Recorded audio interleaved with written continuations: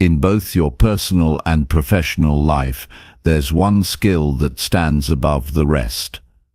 Persuasion. Whether you're trying to get a new opportunity at work, persuade someone to support your idea, or simply ask for something from a friend or colleague, the ability to persuade is what makes things happen.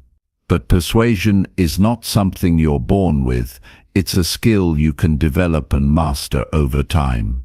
Imagine being able to walk into any situation, whether it's a job interview, a meeting, or a conversation with a client, and knowing exactly what to say and how to say it to get the results you want.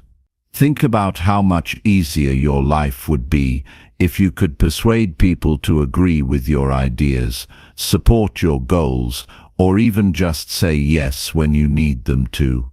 The good news is, it's possible. In this book, you'll learn the strategies and techniques to influence others effectively and ethically. We're going to break down the key steps to building trust, making people like you, and getting your point across in a way that makes others want to listen and act. You don't need to be a master of manipulation or have any special tricks up your sleeve. What we're talking about is understanding people, speaking their language, and connecting with them in a way that feels natural. This isn't about being pushy or overbearing. It's about recognizing what motivates others, how to communicate with them in a way that resonates, and how to get the outcome you want. You'll learn how to make your requests in the right way, how to handle rejection gracefully, and how to build rapport quickly so that you can make lasting positive connections with people. As you move through this book, you'll find easy-to-follow, practical advice that you can start using right away.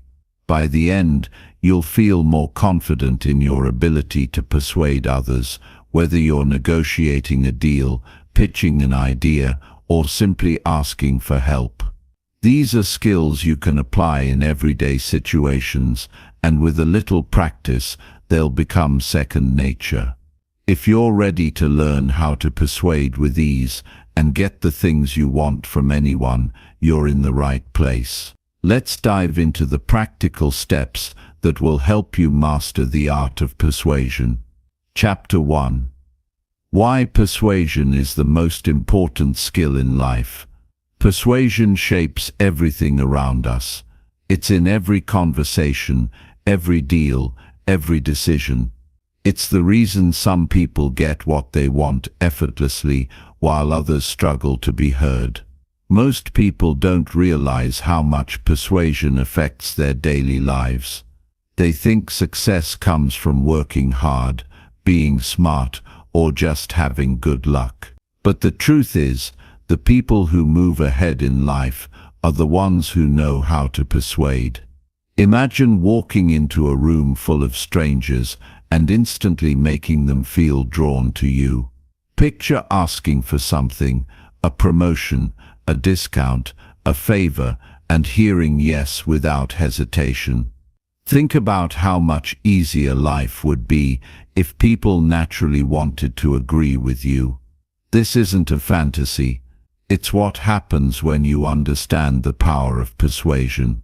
Every day, people are persuading or being persuaded. When you apply for a job, you're persuading the employer to hire you over someone else.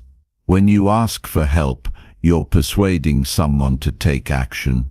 Even in small moments, choosing where to eat, deciding on weekend plans, convincing a child to do their homework, you're using persuasion. The question is, are you doing it well? The ability to persuade isn't reserved for salespeople or politicians. It's a skill anyone can learn. Some people pick it up naturally, but most have to develop it. Once you understand how it works, you'll notice a shift in the way people respond to you. They'll listen more, agree more, and trust you more. It's not about being pushy or aggressive. Real persuasion feels natural. It makes people want to say yes. People often mistake persuasion for manipulation, but they're completely different. Manipulation is about tricking people for personal gain. Persuasion is about presenting your ideas in a way that makes sense to others. It's about creating a win-win situation where both sides feel good about the outcome. The most successful people don't force others to agree with them. They guide conversations in a way that makes agreement the natural choice. Think about the people who always seem to get their way. They aren't necessarily the loudest or the most forceful. They have a way of speaking that makes others listen. They know how to connect with people on a deeper level. They make their ideas sound appealing, their requests sound reasonable, and their presence feel valuable. That's persuasion in action. Without persuasion, even the best ideas go unnoticed. Hard work alone isn't enough. You can be the most skilled person in the room, but if you can't communicate your value, you'll be overlooked. Look at the workplace. Two employees could have the same level of experience. One speaks up with confidence, knows how to frame their contributions, and persuades decision-makers to see their worth. The other keeps their head down, hoping their work will be noticed on its own. Who do you think gets the promotion? Persuasion is the difference between being forgotten and being remembered. It's what makes someone's words carry weight. It's why some people can walk into a meeting and have their ideas accepted instantly, while others struggle to get a single point across. When you know how to persuade, you don't have to fight for attention. People naturally listen. Success isn't just about talent or effort. It's about being able to influence people in the right way. The most successful individuals, leaders, entrepreneurs, top performers, are all great persuaders. They don't sit around waiting for opportunities to come to them. They create opportunities by convincing others to believe in them. They know how to present their thoughts in a way that excites, motivates, and inspires action. Even in personal relationships, persuasion plays a huge role. Think about moments where you needed to resolve a disagreement, plan something important, or make a big decision with someone else. The way you communicate in those situations matters. If you push too hard, people resist. If you hesitate, they ignore you. But when you use the right approach, people listen and engage. Relationships thrive when both sides understand each other, and persuasion is the key to making that happen. Most people struggle with persuasion because they don't know what actually works. They either try too hard and come off as demanding, or they hold back and fail to get their point across.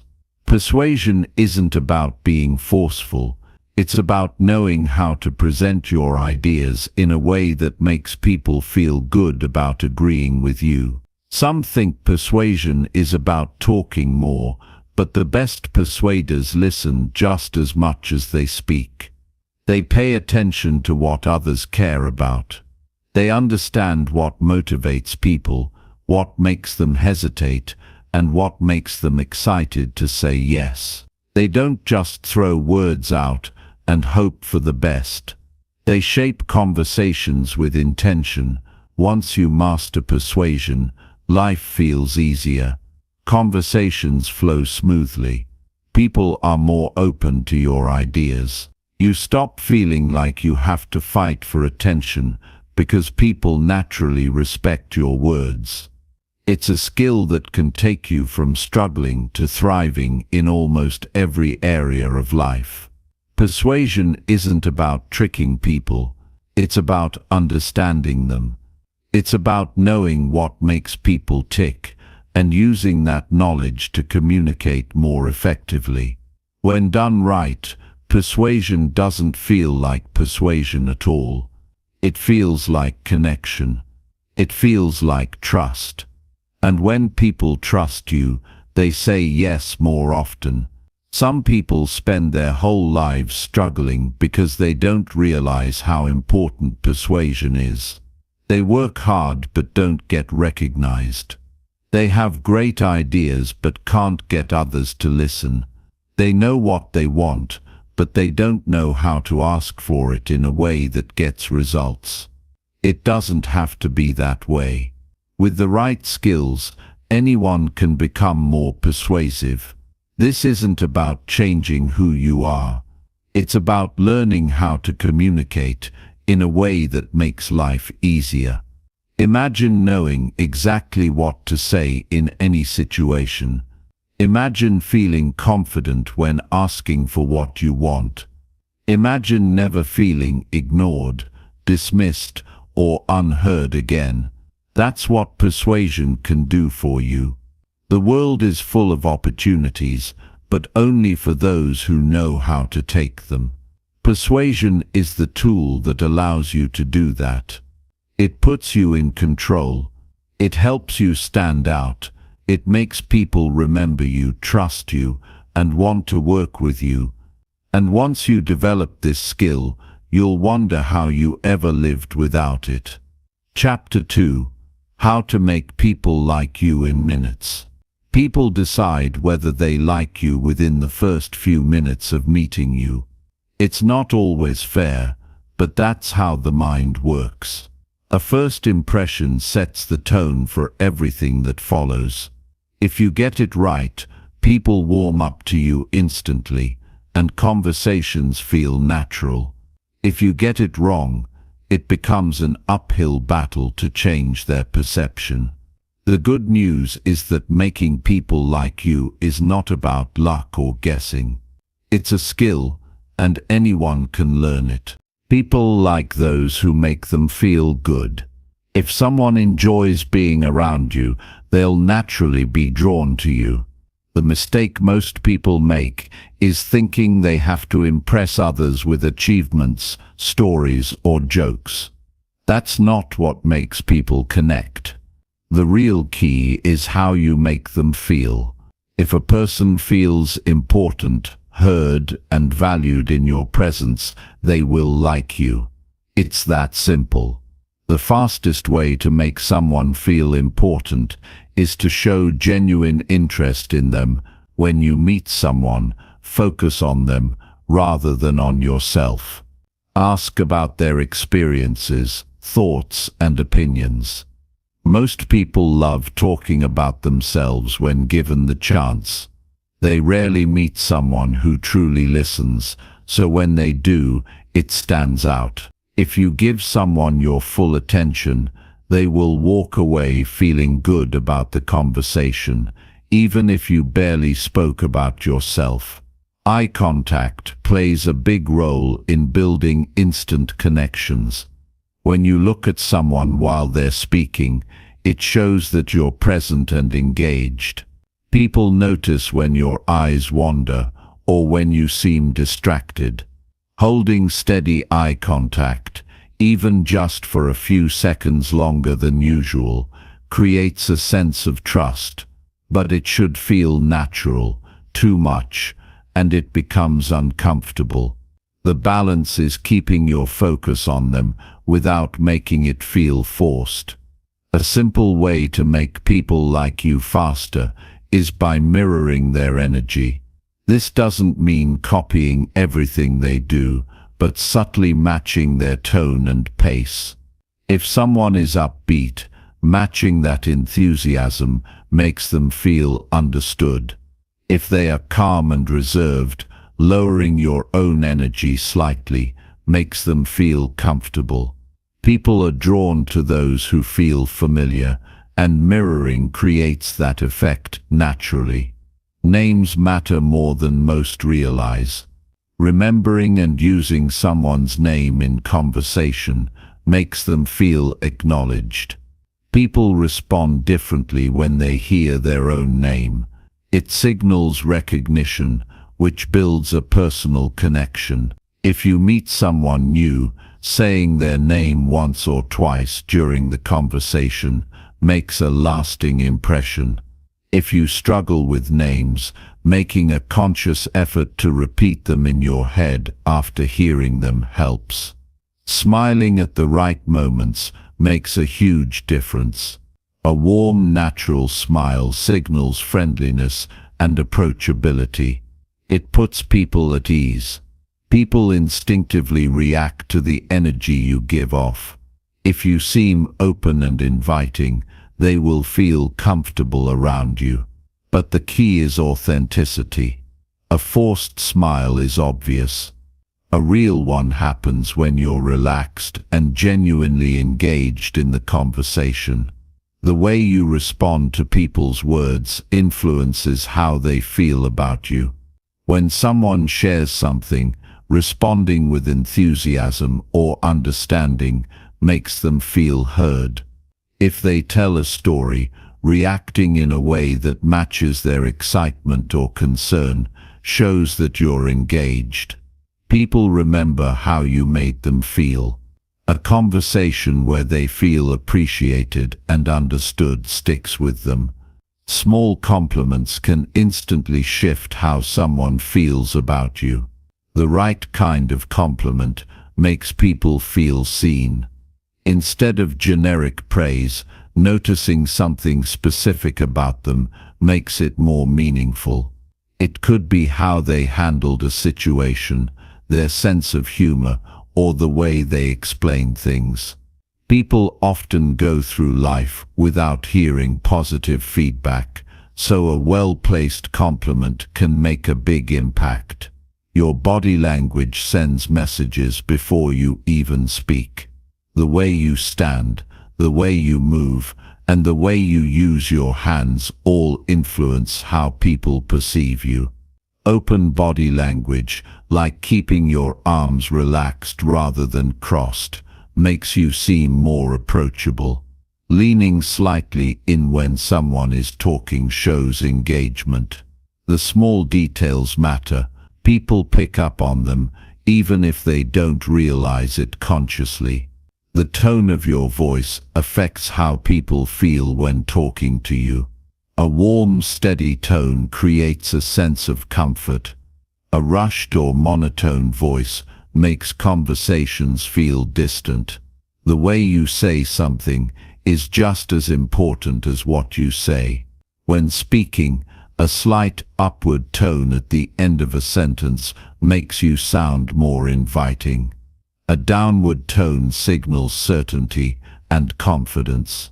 Adjusting your tone to match the moment makes conversations feel more natural. People like those who bring positive energy into interactions. Nobody enjoys being around someone who constantly complains or focuses on the negatives. That doesn't mean pretending everything is perfect, but keeping the mood light and engaging makes people want to talk to you. If you focus on solutions rather than problems, and on interesting topics rather than frustrations, people will naturally be drawn to your energy. Shared experiences create strong bonds.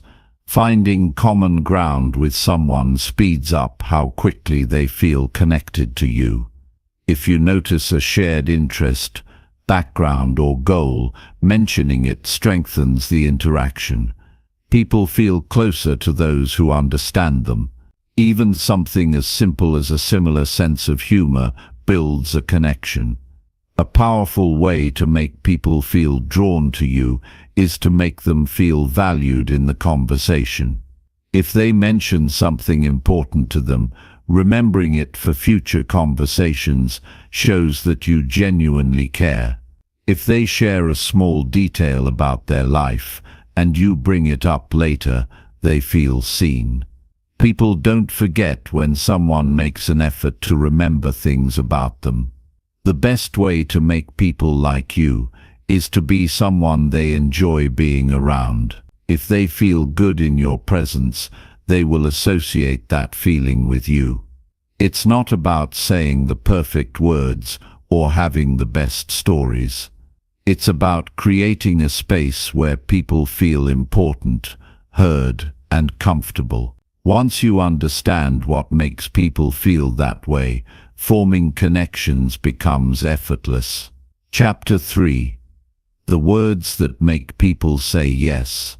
People say yes for specific reasons, and understanding what makes them agree can completely change how you communicate.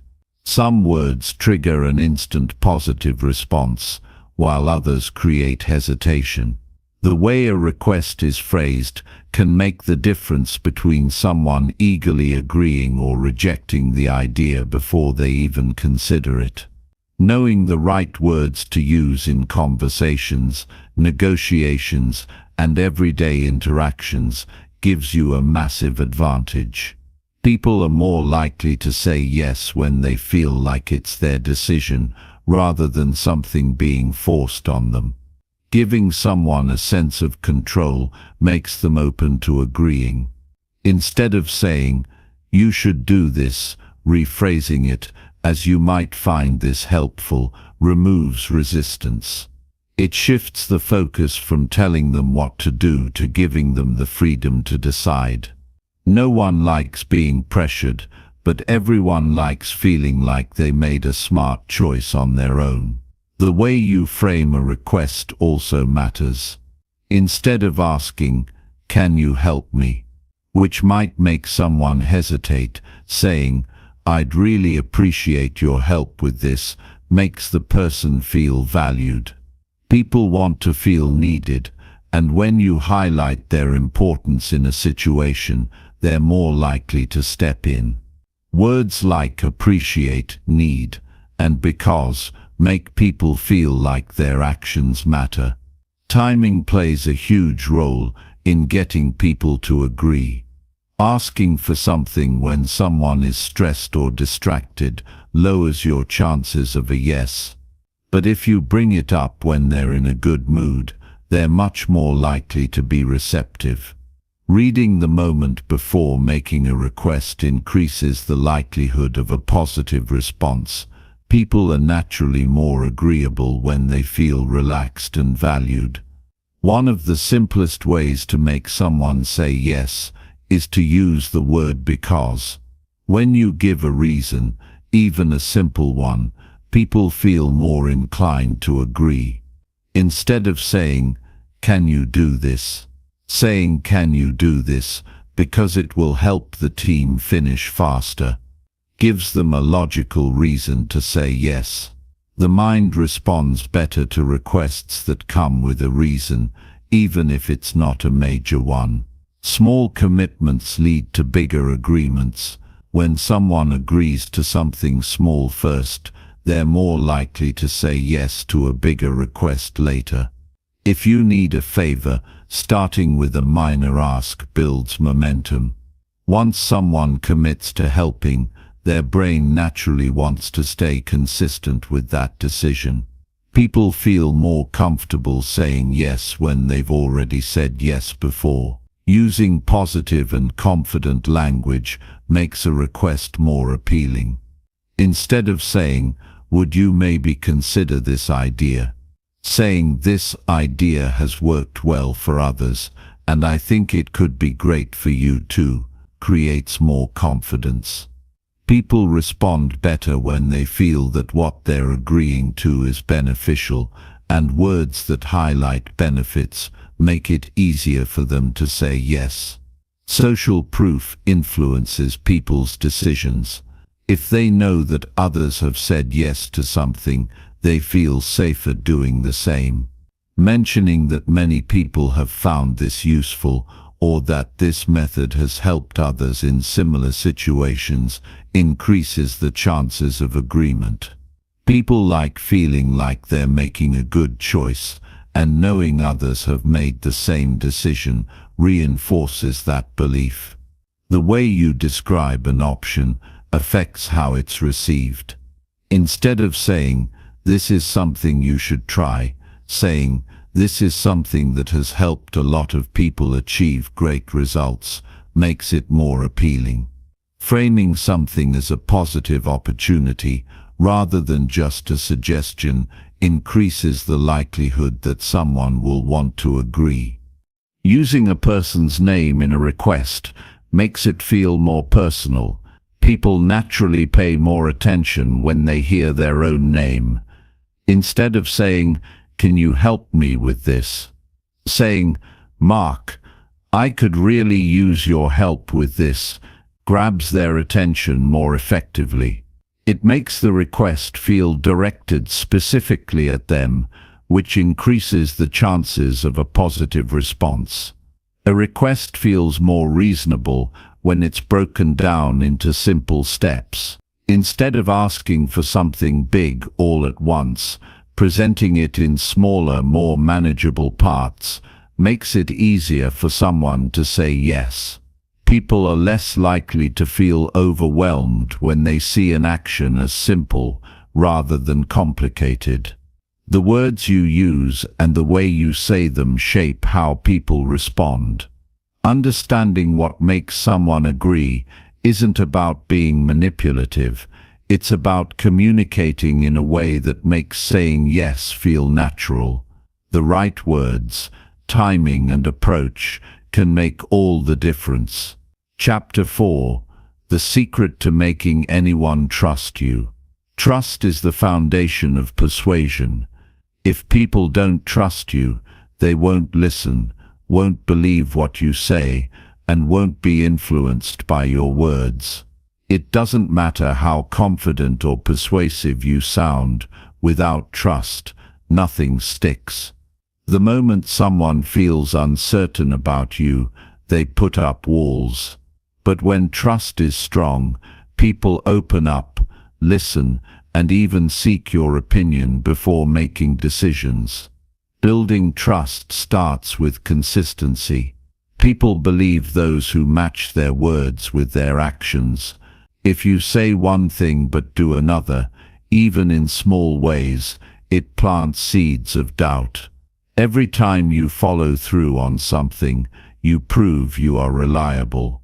If you promise to call someone back and you do, they notice. If you say you'll take care of something and actually handle it, it strengthens their belief in you. The more consistent you are, the faster trust grows. Honesty plays a huge role in making people trust you. This doesn't mean you have to tell people everything, but it does mean being upfront and not twisting the truth to make things sound better. People have a natural sense for when something doesn't add up. If they feel like you're leaving out key details or exaggerating, they'll be cautious about believing anything else you say. Being open about both strengths and weaknesses actually makes people trust you more because it shows you have nothing to hide.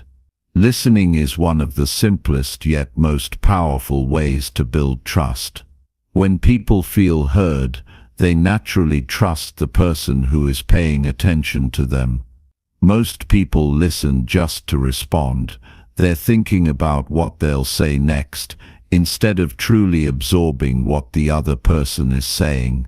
When you fully focus on someone, ask follow-up questions, and acknowledge their thoughts, they feel valued.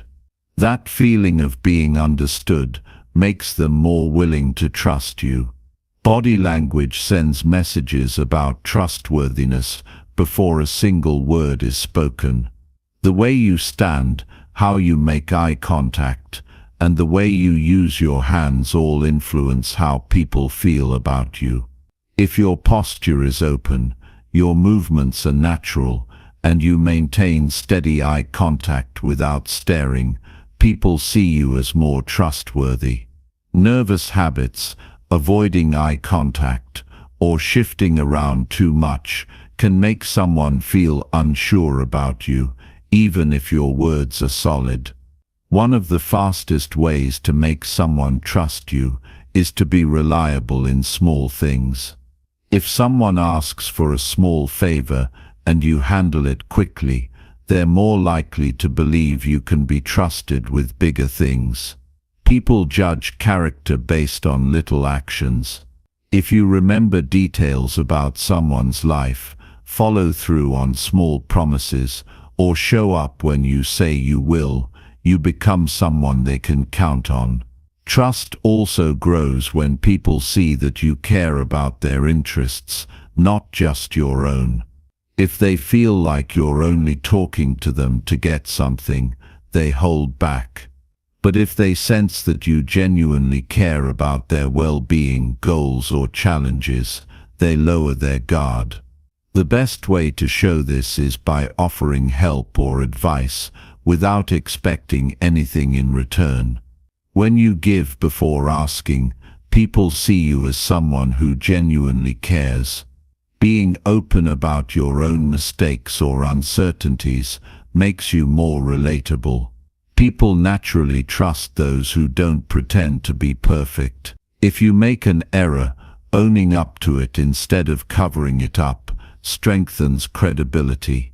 When you're transparent about areas where you're still learning or improving, it makes others more comfortable trusting you because they see you as real, rather than someone trying too hard to be flawless. Confidence in your words also affects trust. If you speak in a hesitant or unsure way, people doubt what you're saying. But when you communicate with certainty, it reassures them. Confidence doesn't mean being aggressive or forceful. It means being clear, direct, and steady in your tone. If you believe in what you're saying, others are more likely to believe it too. People trust those who show loyalty. If someone shares something personal or important with you and you keep it private, they feel safe opening up to you in the future. But if they hear that you've shared their words with others, trust disappears instantly. Protecting what people tell you strengthens relationships and makes you someone they can rely on. Empathy plays a major role in trust. If people feel like you understand them, they let their guard down.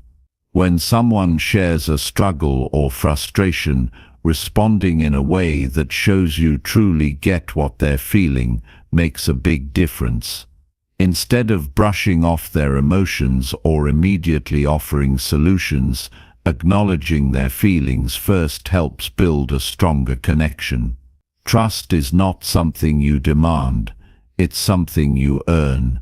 It builds over time through small actions, honesty, and consistency. When people trust you, persuasion becomes effortless because they already believe in what you say. Earning that trust takes effort, but once it's there, it changes the way people respond to you. Chapter 5: How to Read People Like a Book. People reveal more about themselves than they realize. Every movement, facial expression, and change in tone gives clues about what they're thinking and feeling. The ability to read people is one of the most powerful skills you can develop. It helps in conversations, negotiations, and even everyday interactions. When you understand what someone is really saying, beyond just their words, you can connect with them on a deeper level and influence their decisions more effectively. The first thing to pay attention to is facial expressions. The face is where emotions show up first. A quick raise of the eyebrows, a slight smirk, or a tightening of the jaw can reveal what someone is really feeling, even if they say something different.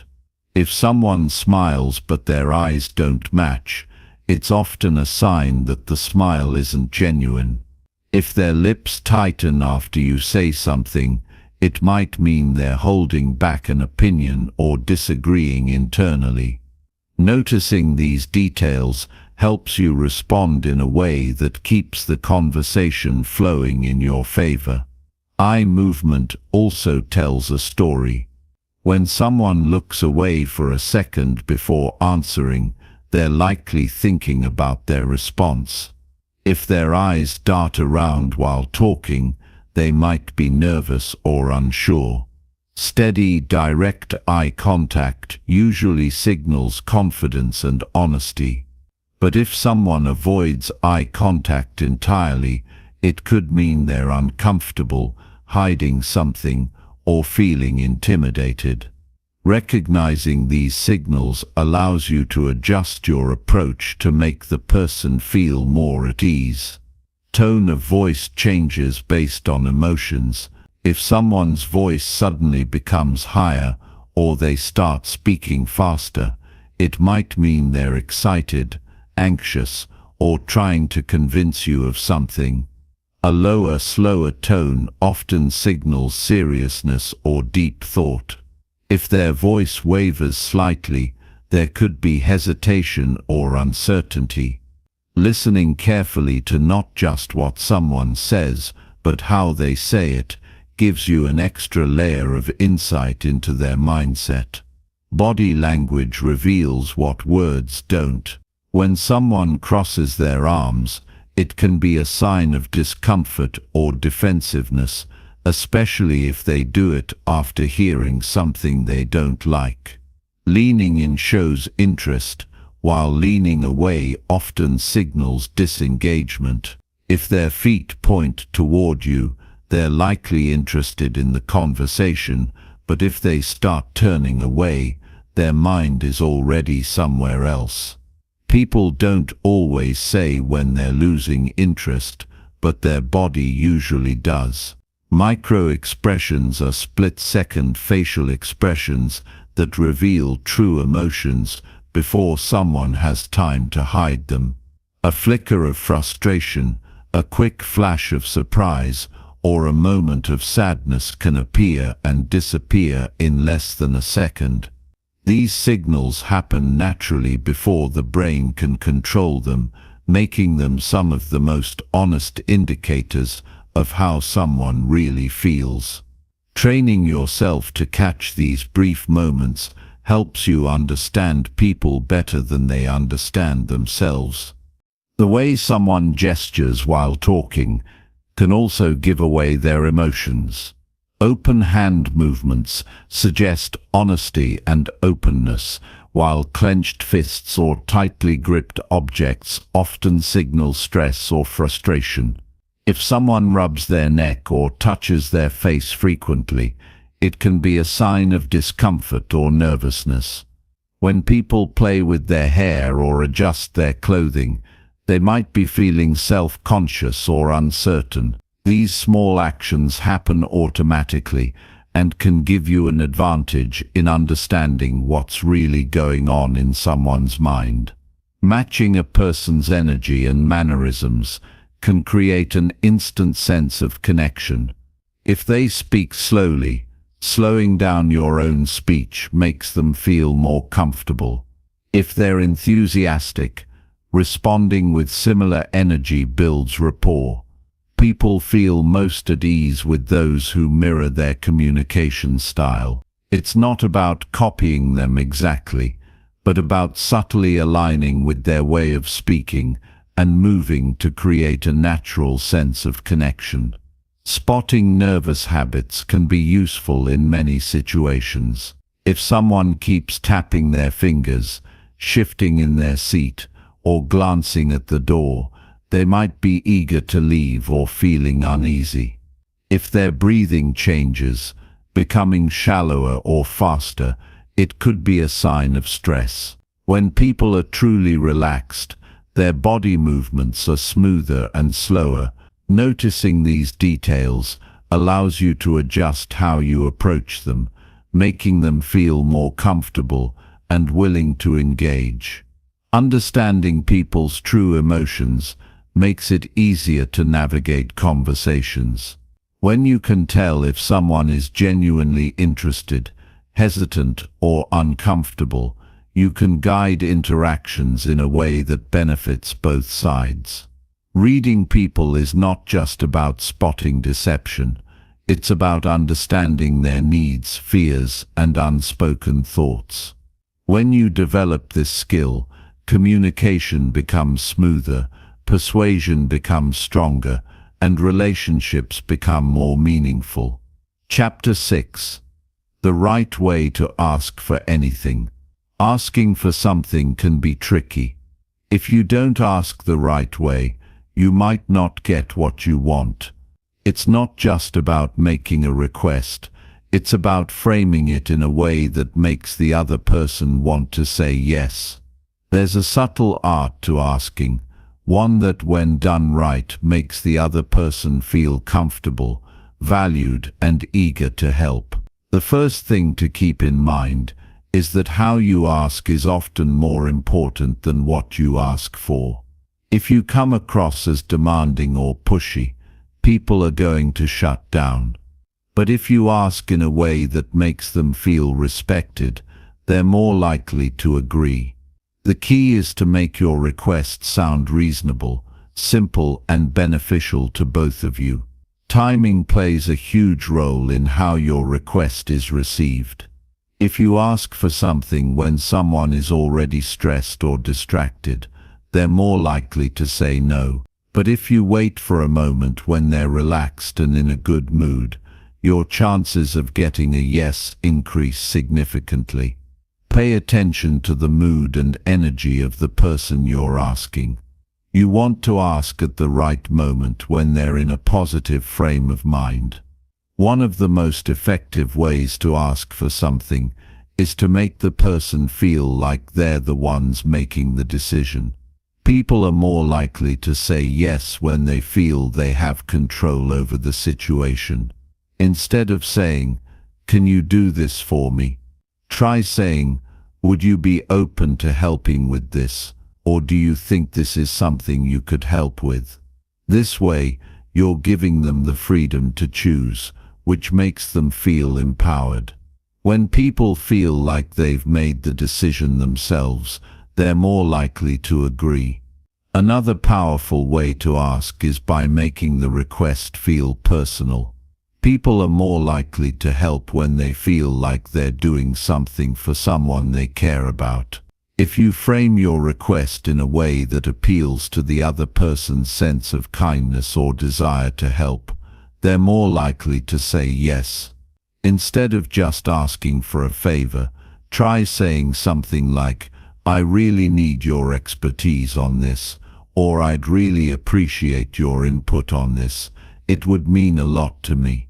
By making the request feel more personal, you tap into their desire to be helpful and supportive. It's also important to be clear and direct about what you need. The more specific you are in your request, the easier it is for someone to say yes. Vague requests leave too much room for uncertainty, and people are more likely to say no if they don't fully understand what's being asked. Instead of saying, "Can you help with this project?" try saying, "Can you help me with this specific part of the project? I need your advice on how to approach this task." The more details you provide, the clearer the request becomes, and the easier it is for the other person to understand exactly how they can assist. When asking, it helps to give reasons. People like to know why they're being asked to do something. The more you can explain the reason behind your request, the more likely it is that people will agree. Instead of simply asking, "Can you do this?"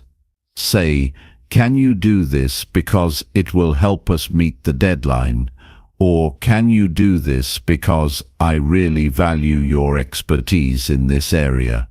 When people understand the reasons behind the request, they're more likely to feel that it's worthwhile. Using positive language is another essential part of asking.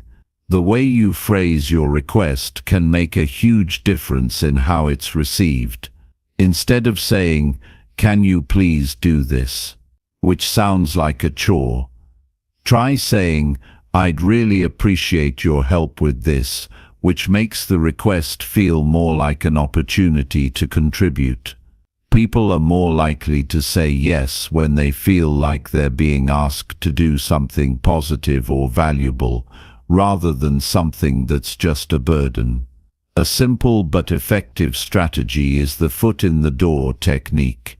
This involves making a small request first, which is easy for the person to agree to, and then following up with a larger request later. The idea is that once someone has agreed to a smaller request, they're more likely to agree to a bigger one because they've already committed. For example, if you need a person to help with a big task, start by asking if they can spare a few minutes to help with a small part of it. Once they've said yes to that, you can move on to the bigger request. Another technique is the door-in-the-face strategy. This is when you make a larger request first, expecting that the person will say no, and then follow it up with a smaller, more reasonable request. The idea is that when the person refuses the first request, the smaller request will seem much more reasonable in comparison, making them more likely to say yes.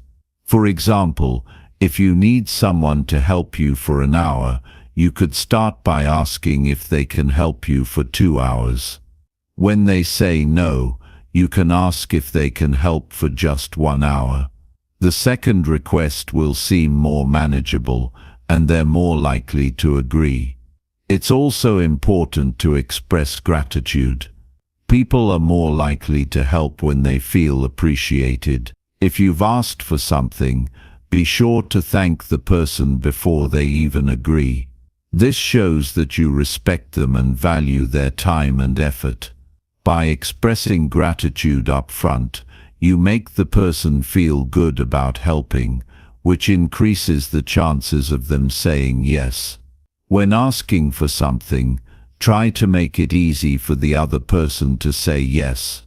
If you can make the process as simple and straightforward as possible, people are more likely to agree.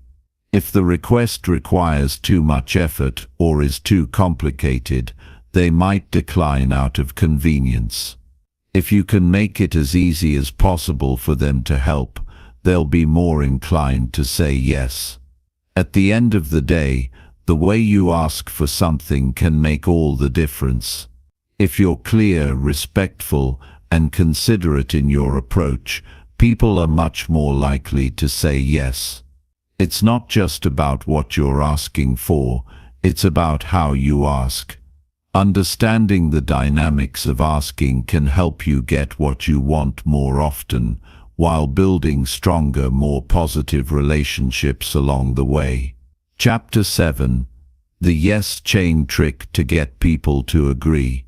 When you're trying to persuade someone to agree with you, getting them to say yes early on can make all the difference.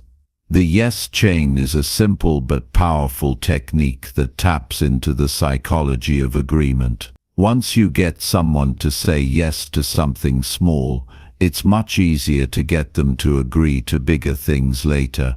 This technique works by building momentum. Just like when you start rolling a snowball, it gets bigger and bigger as it moves downhill. The key to this technique is starting with something that's easy to agree with. It's about building a series of small, easy agreements that create a positive flow of yes responses. People don't want to break the pattern once they've already agreed to something. The more someone says yes, the more likely they are to keep saying it. So the trick is to start small, with something so simple that they can't say no. Once they say yes to that, you've already got the ball rolling. For example, think about a situation where you want to convince a friend to help you with a project. You wouldn't start by asking them for hours of their time. Instead, start with something easy, like asking if they're willing to listen to your idea for a few minutes. It's a small commitment, one that's hard to refuse. Once they've said yes, you can move on to the next small request, maybe asking if they can give you feedback. Each little step builds the momentum, and with each yes they become more likely to agree to a bigger request later on. This technique works not just in personal relationships, but in business and professional settings too. When you're negotiating, getting your counterpart to say yes to smaller terms before the big ask is a smart way to move the conversation in your favor. If you're negotiating a deal, start by asking questions you know they'll agree with. Wouldn't you agree that this issue is important? Once they say yes to that, they're more likely to say yes to your bigger proposal. The power of the yes chain is that it plays into something called consistency. People like to appear consistent in their decisions. When they've said yes to a few small things, they feel more inclined to continue agreeing, as it makes them feel like they're being consistent with their actions. We're all wired this way. Think about it. If you've agreed to something small, you'll be more likely to agree to something bigger, because you don't want to appear like you're contradicting yourself. The yes chain also works because it helps to create a feeling of momentum. When you've said yes to one thing, it feels like you're already on a roll. That momentum carries you forward, making it easier to say yes to the next request. It's kind of like when you're working on a project. If you get a little bit done, you start to feel like you're making progress, which motivates you to keep going. In the same way, when someone says yes to your first request, they're likely to keep agreeing because they feel they're already committed. Another important part of this technique is that it taps into the human desire for positive reinforcement. When someone says yes, it feels good. It feels like a small victory, even if it's just agreeing to something minor. This creates a positive feedback loop. The more yeses they say, the more good feelings they experience, and the more they're likely to keep saying yes. It becomes a cycle of positive reinforcement, and it works wonders when you're trying to persuade someone. You can also use the yes chain in more subtle ways. It's not just about asking for something directly. It's about guiding the person toward agreement by making statements they can't help but agree with. For example, if you're trying to get someone to support an idea, start by making a series of statements they'll agree with. We both know that time is valuable. It's important to make the most of opportunities, and having a good plan makes everything easier. Each of these statements is easy to agree with, so when you finally ask them to support your idea, they're already on the path to saying yes.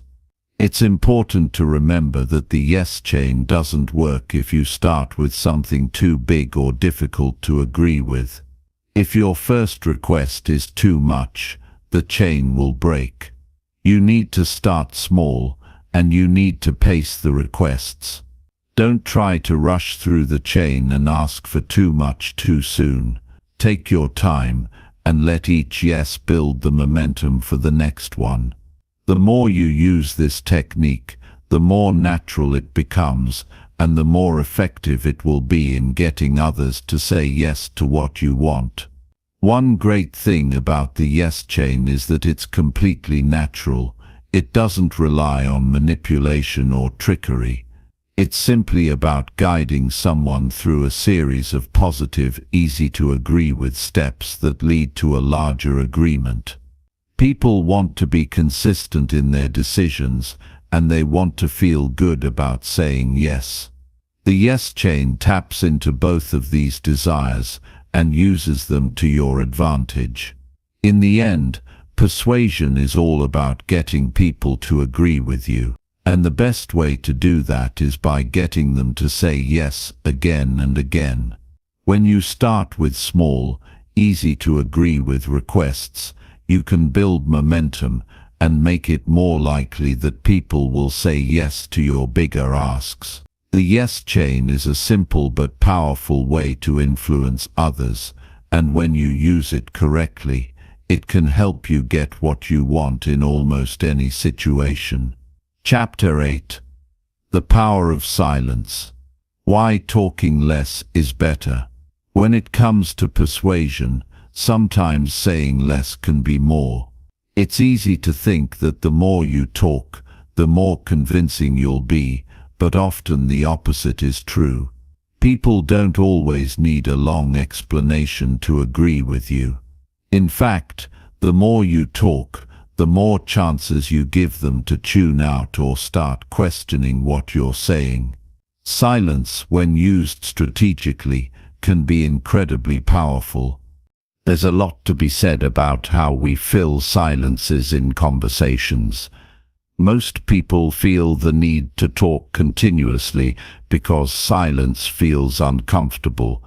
But if you're trying to persuade someone, you can use silence to your advantage. By giving the other person space to think, you allow them to process your words more effectively. You're also allowing them to come to their own conclusions, which increases the likelihood that they'll agree with you. The trick is to not rush to fill the silence, even if it feels awkward. Think about a time when someone made an argument that really resonated with you. Maybe they didn't talk for long, but when they spoke, every word seemed to matter. This is the power of well-timed silence. It's not about being mute, it's about pacing your words, speaking clearly, and then allowing the other person time to absorb what you've said. If you've presented your point effectively, silence gives the listener a moment to reflect and decide that your perspective is worth agreeing with. A great example of the power of silence comes from negotiations. Whether you're negotiating a salary increase, a business deal, or a personal favor, pausing after you make a request can be incredibly persuasive. When you ask for something and then stop talking, it puts the pressure on the other person to fill that space. Most people feel the need to say something to ease the tension. Often they'll offer a compromise or agree to terms just to fill the silence. This is your opportunity to wait them out. In many situations, silence makes the other person feel like they're in control of the conversation. When you stop talking, they may feel compelled to respond, and that response often works in your favor. Think about a time when you were asked a question, and there was a moment of silence afterward. You might have felt like you needed to fill that space with an answer or suggestion. That is the exact effect you can have when you embrace silence in conversations that require persuasion. In situations where you're trying to persuade someone, silence helps avoid over-explaining or over-promising. It prevents you from saying too much, which can end up undermining your position. People often feel the need to explain themselves excessively, thinking that more details will make them seem more credible. However, too many details can lead to confusion or make the listener question your main message. Keeping things short and simple gives more weight to what you're saying and makes it easier for the other person to agree with you. Silence also gives you a chance to observe. When you stop talking, you have the opportunity to really pay attention to the other person's body language, facial expressions, and tone. These non-verbal cues are incredibly important in understanding how the person feels about what you've just said. If they seem unsure or uncomfortable, you have the chance to adjust your approach. On the other hand, if they appear receptive or thoughtful, you'll know that they're processing your message and you've made an impact. Another thing to keep in mind is how much we tend to rush our points when we're nervous or eager for approval. The fear of silence can make us talk faster, even when it's not necessary. But the more you allow pauses in your conversation, the more you demonstrate confidence. People are drawn to calm, composed individuals. When you speak less and allow for pauses, you come across as more in control, and that can increase your persuasive power. It's the quiet confidence that often gets people to listen and, more importantly, agree with you. Silence also allows the other person to save face.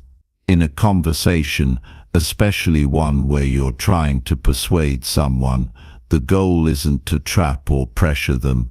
You want them to feel good about saying yes. Silence gives them the opportunity to think things through without feeling rushed or coerced. It's the difference between someone agreeing to help you because they feel pressured and someone agreeing because they've had the time and space to make a decision they're comfortable with. When you're in a conversation, especially one where you're asking for something, don't be afraid of the silence. Instead of filling it with more words, let your words hang in the air and give the person a chance to respond. This doesn't mean you should be silent all the time. It's about finding the right moments to pause and let the other person take the conversation forward. If you find yourself in a conversation and the silence starts to feel uncomfortable, focus on staying calm and composed. Think of it as a tool rather than something to avoid. It's not just a lack of talking, it's a purposeful choice to give your words more power. It's the moment you've set your case, and now you're allowing the other person to reflect and come to the decision themselves. One of the most effective uses of silence is when you're listening. The more you listen, the more control you have over the conversation. People love to feel heard, and by being silent and actively listening to what the other person is saying, you allow them to express their thoughts fully. This also makes it easier to respond with something that resonates with them. By listening closely, you can tailor your message to their needs or desires, which is a much more effective way to persuade them. Silence gives you the opportunity to stay calm and centered in conversations. When you're calm, you think more clearly. You can take a breath, compose your thoughts, and then decide how to proceed. Silence helps you slow down, and slowing down makes your words more deliberate and impactful.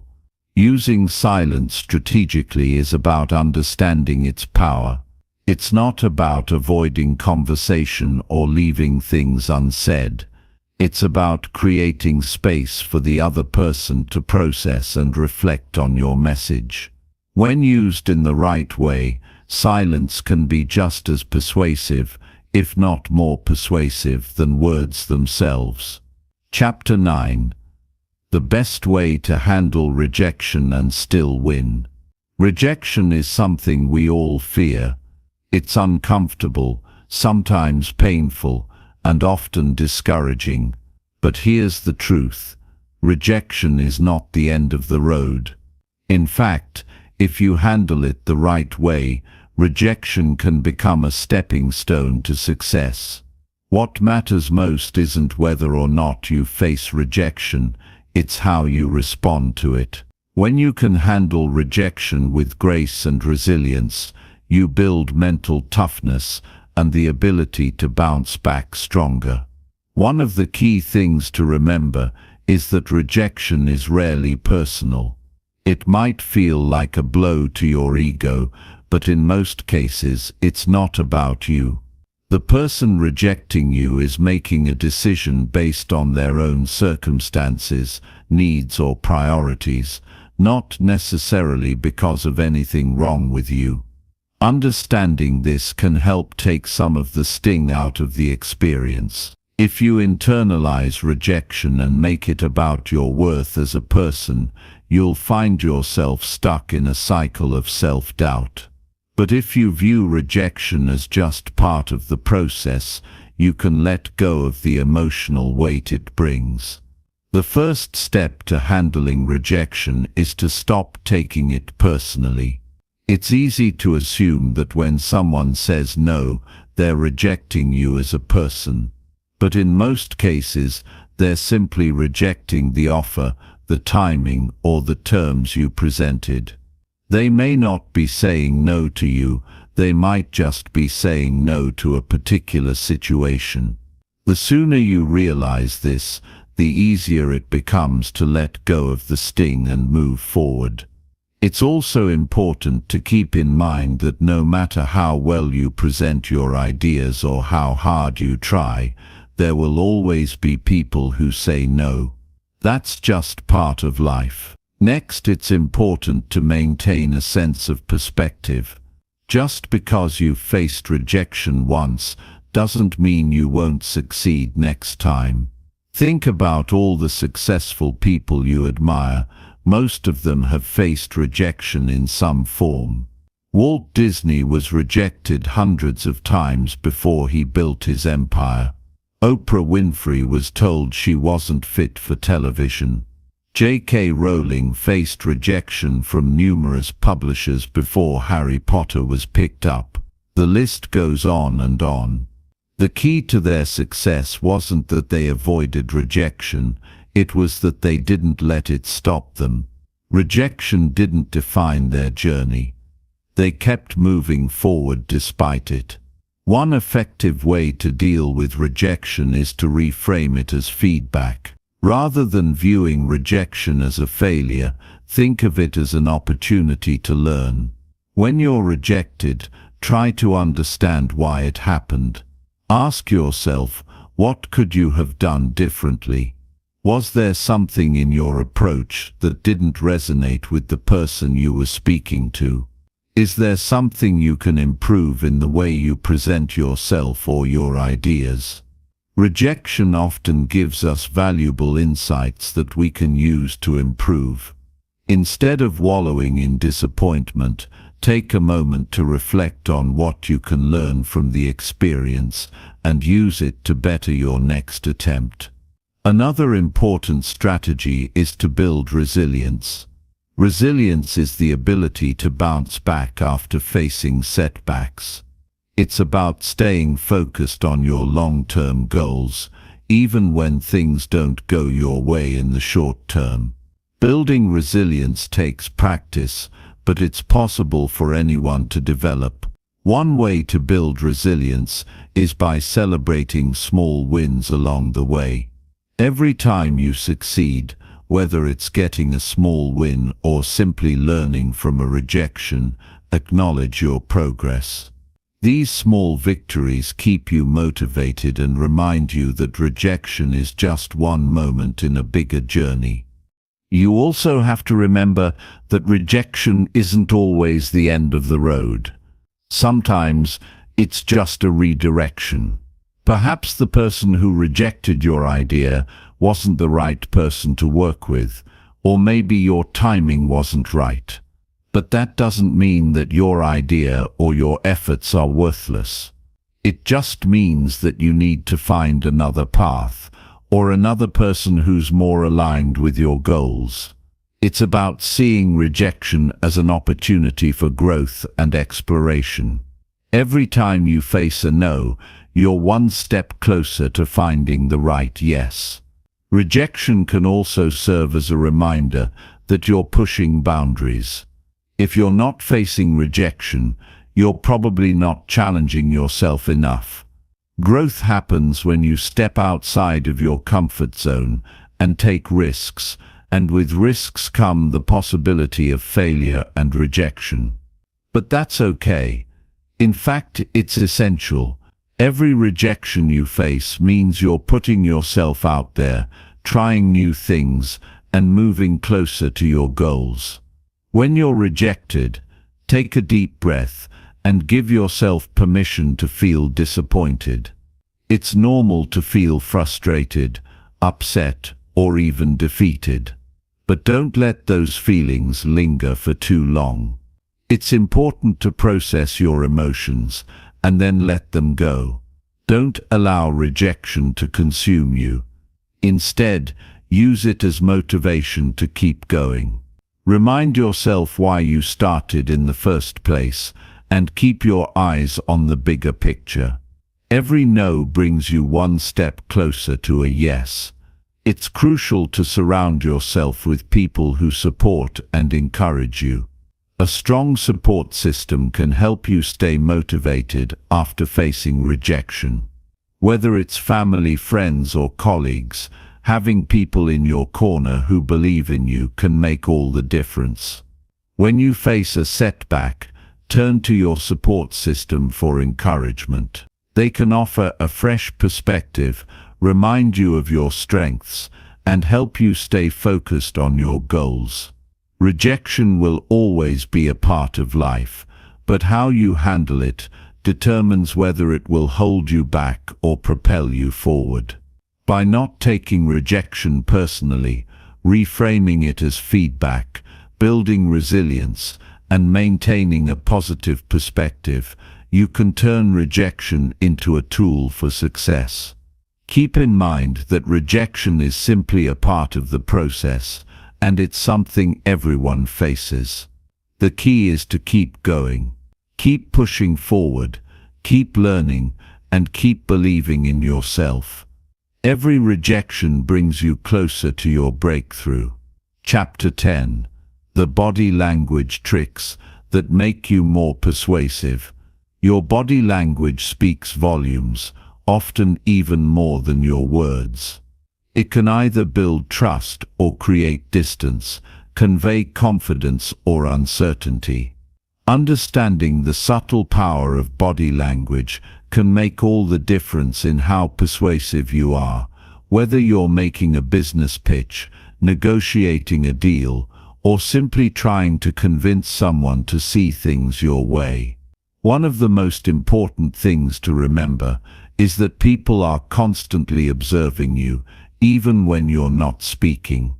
How you stand, how you move, and how you express yourself non-verbally can either support or undermine your message. This means that the first impression you make often happens before you even say a word. If you walk into a room slouched over, looking down, or avoiding eye contact, it sends a message of insecurity, disinterest, or lack of confidence. On the other hand, standing tall, making eye contact, and smiling can immediately communicate openness, confidence, and trustworthiness.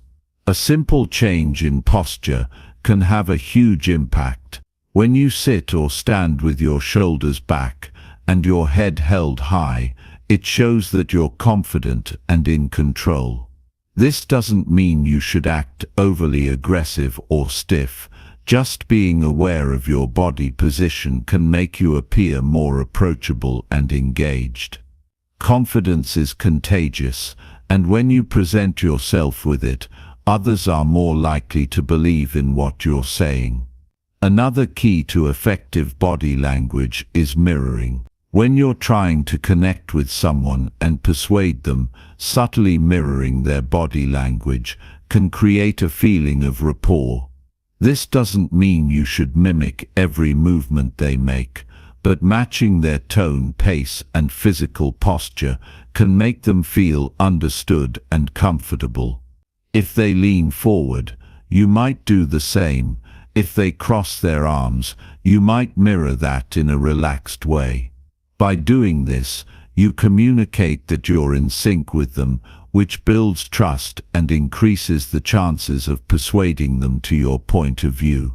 Eye contact is one of the most powerful tools in body language. It shows attentiveness, honesty, and respect.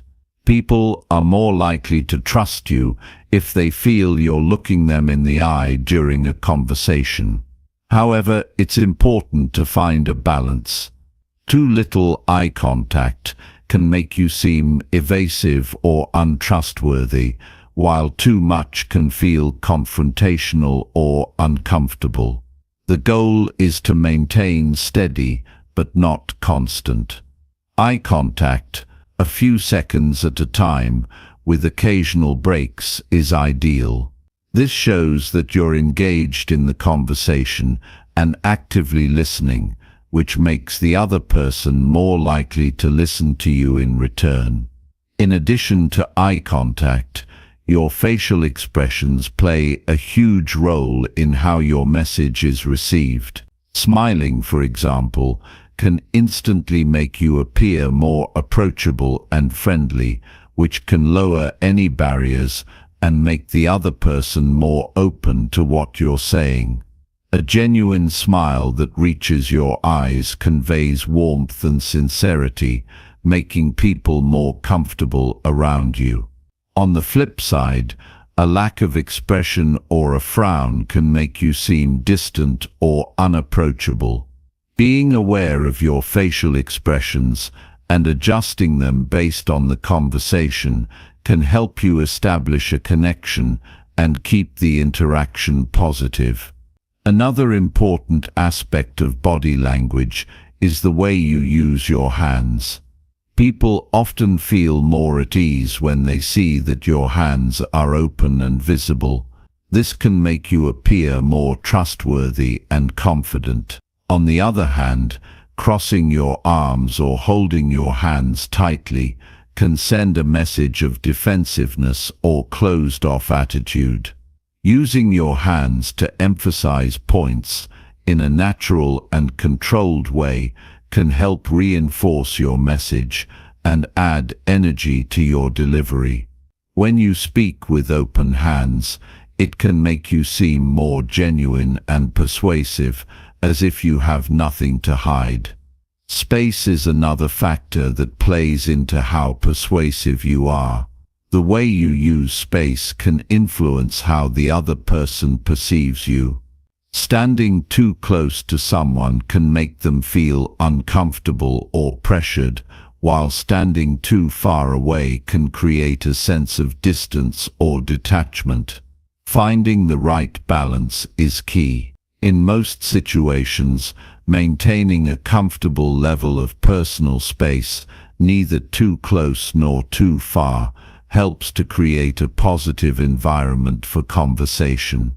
If you're in a professional setting, respecting personal space is crucial to establishing trust and avoiding feelings of being rushed or overwhelmed.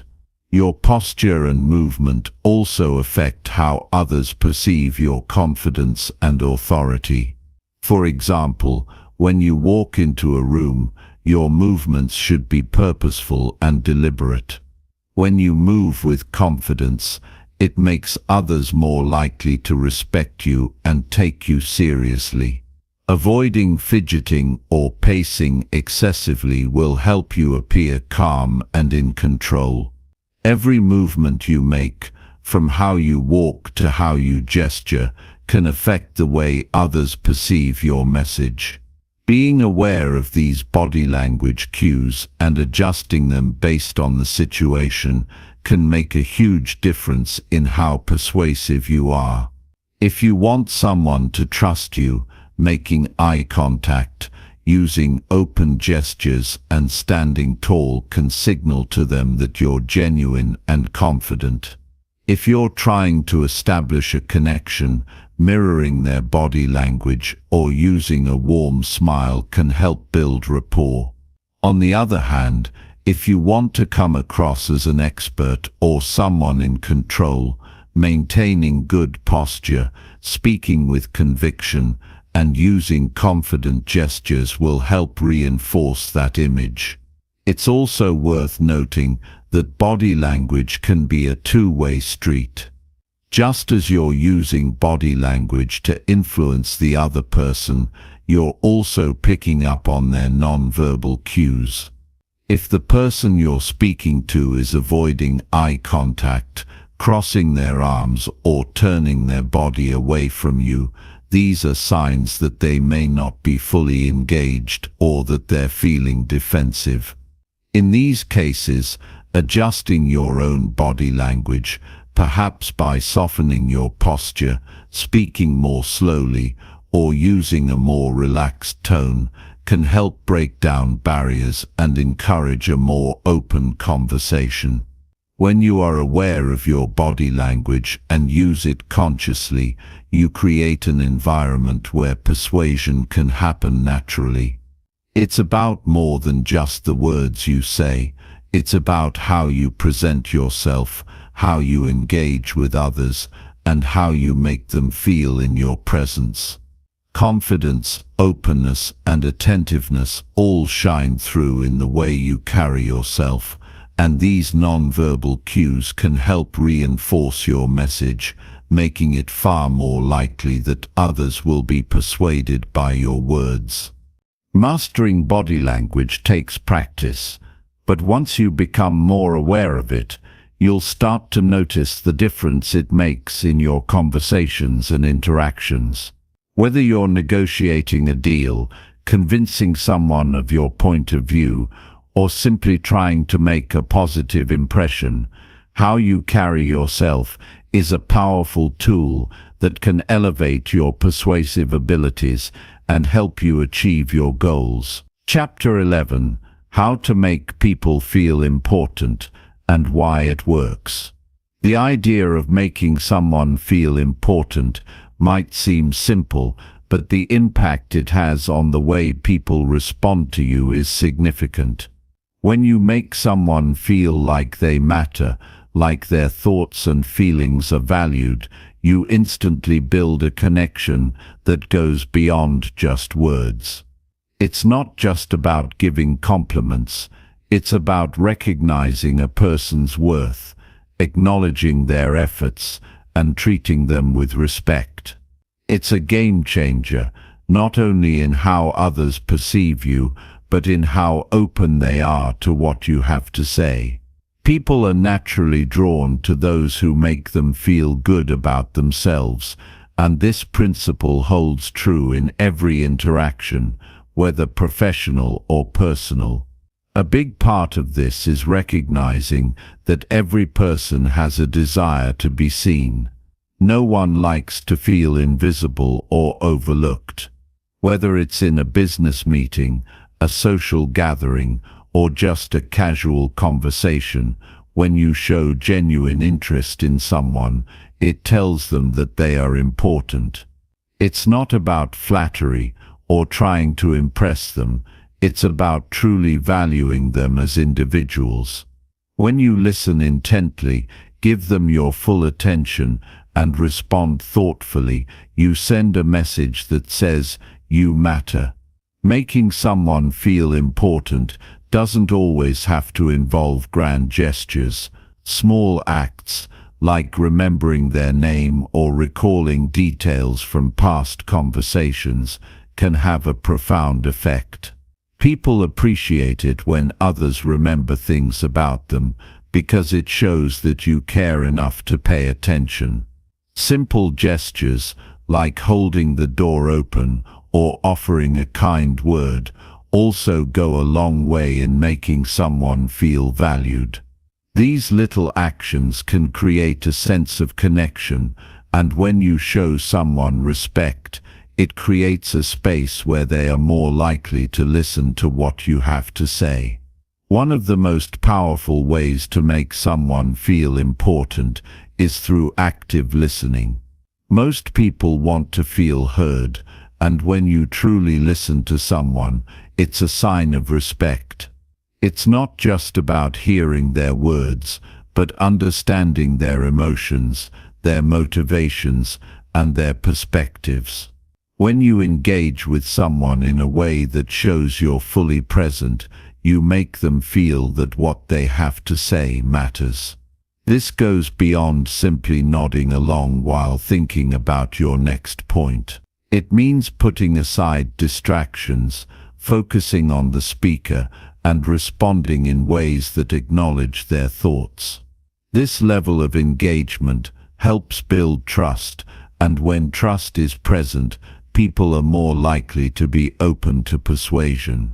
Another key element to making others feel important is showing appreciation. People thrive on positive reinforcement, whether it's thanking someone for their hard work, complimenting them on a job well done, or recognizing their unique talents. Showing appreciation can create a powerful bond.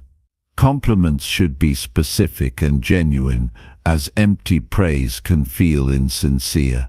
When you take the time to notice and acknowledge what someone has done, it reinforces their sense of value. It's also important to be mindful of how you give compliments. Instead of just focusing on surface-level attributes like appearance, try to compliment qualities that go deeper, like their intelligence, creativity, or dedication. People want to be recognized for who they truly are, not just for what they look like. Making people feel important also means treating them with kindness, regardless of their status. Whether you're speaking to a CEO or a janitor, the way you treat someone says a lot about who you are. No one likes to feel disrespected or dismissed, and the way you approach someone with kindness and empathy can make them feel valued. It's easy to treat someone well when they're in a position of power or influence, but showing that same level of respect to everyone you meet will set you apart. It doesn't take much to be polite and considerate, but the impact is lasting. People will remember how you made them feel, and that memory can be a powerful force in persuading them to listen to your message.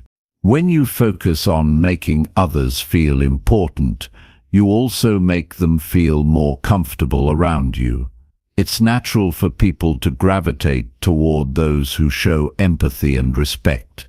This makes it easier to have open and meaningful conversations, which is key when it comes to persuasion. When people feel good about themselves in your presence, they're more likely to be receptive to your ideas.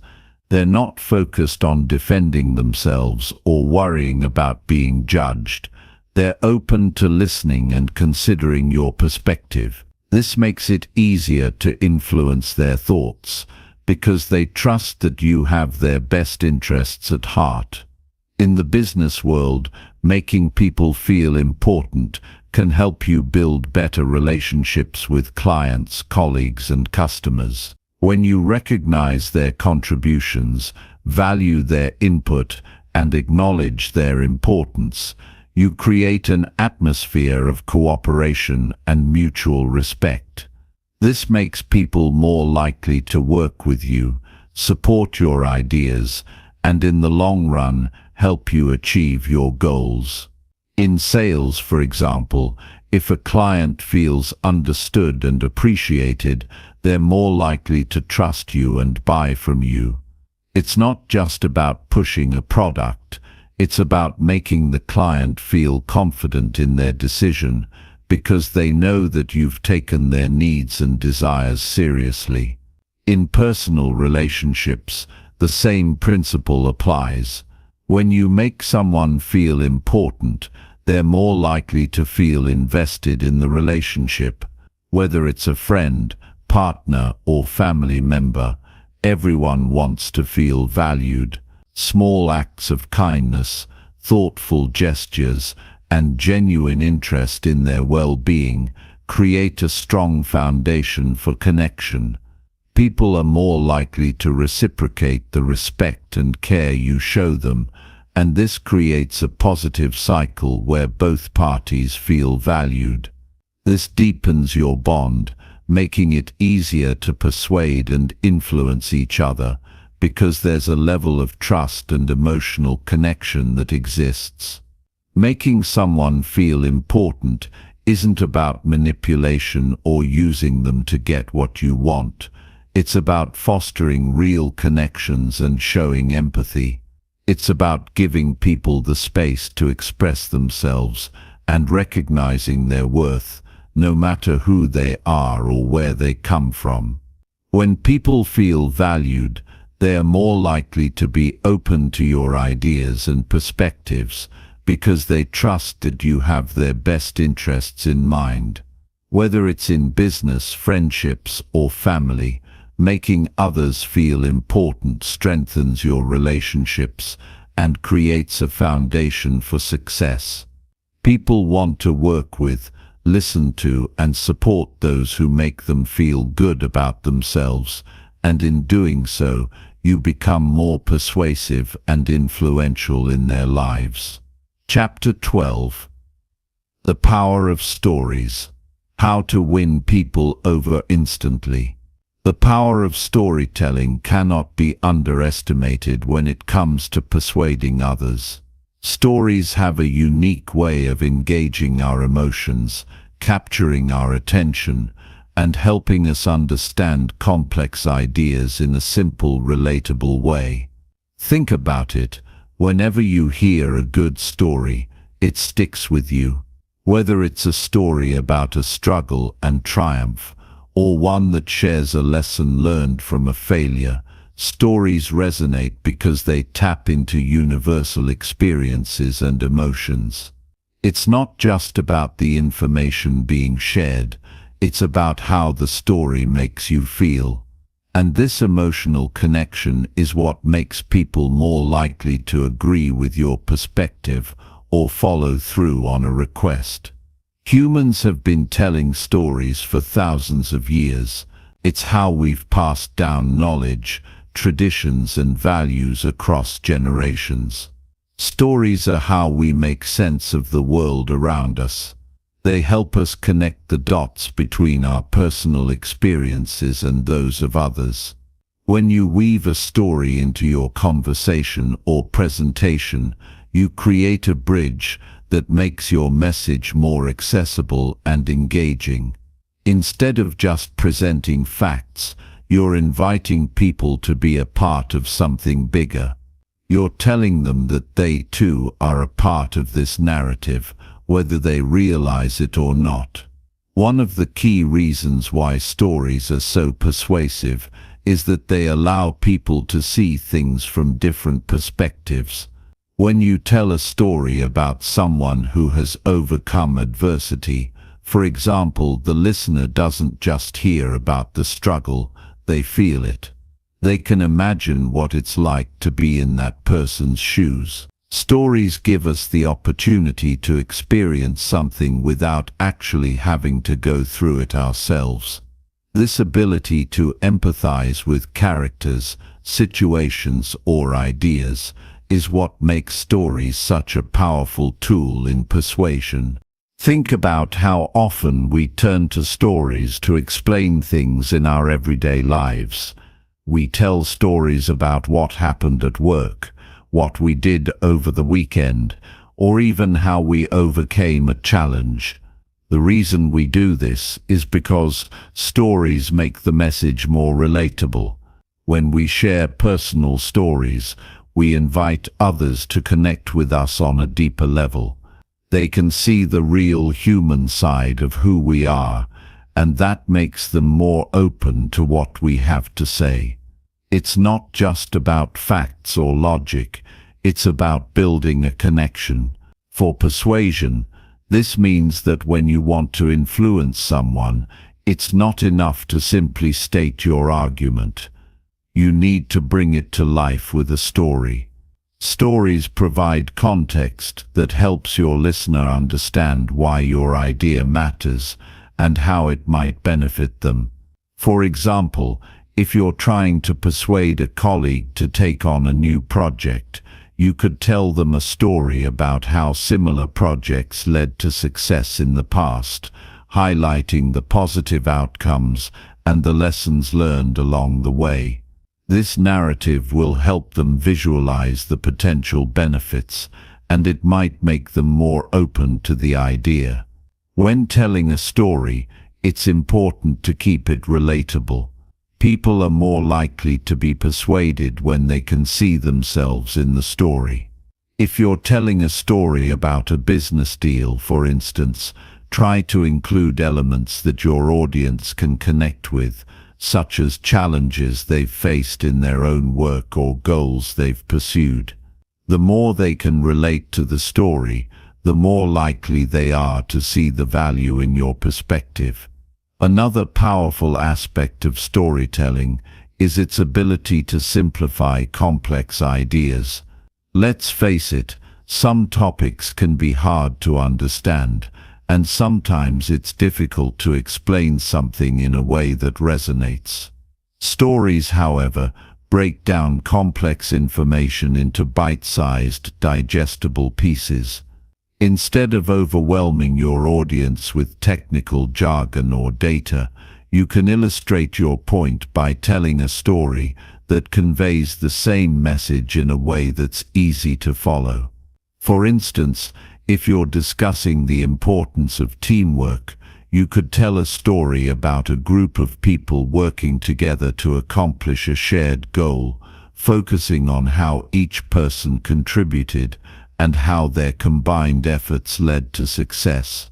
This makes the concept of teamwork feel tangible and real, and it's much more likely to stick with your audience.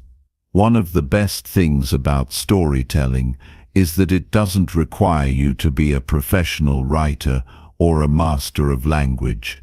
It's not about perfect grammar or elaborate sentences. It's about communicating in a way that feels authentic and human. You don't need to be overly polished or scripted. The best stories are often the ones that come across as natural, as if you're simply sharing an experience with a friend. People are more likely to connect with your message when they feel like you're speaking from the heart. When it comes to persuasion, timing is everything. A well-timed story can make all the difference. If you're trying to make a point during a discussion, don't just drop a story in the middle of the conversation without context. Use the story to emphasize a specific point or to illustrate a key concept. Make sure it flows naturally with the discussion and that it enhances your overall message. A story should feel like a seamless part of the conversation, not a distraction. In addition to timing, it's important to know when to keep your stories short and when to elaborate. Some stories are best told in a few sentences, while others might require a bit more detail to really pack a punch. For example, a simple story about a customer's positive experience with your product might only need a few sentences to convey the main message. But a more detailed story about overcoming a major obstacle might require a bit more depth to capture the full impact. The key is to adjust the length and detail of your story based on the message you're trying to communicate and the audience you're speaking to. The emotional aspect of stories is what makes them so persuasive. People remember how stories make them feel, and these emotions drive decisions. When you tell a story that evokes a strong emotional response, whether it's joy, empathy, inspiration, or even fear, you're more likely to leave a lasting impression. Emotion creates a connection that facts alone can't achieve. When someone feels emotionally invested in your story, they're more likely to believe in the message you're delivering.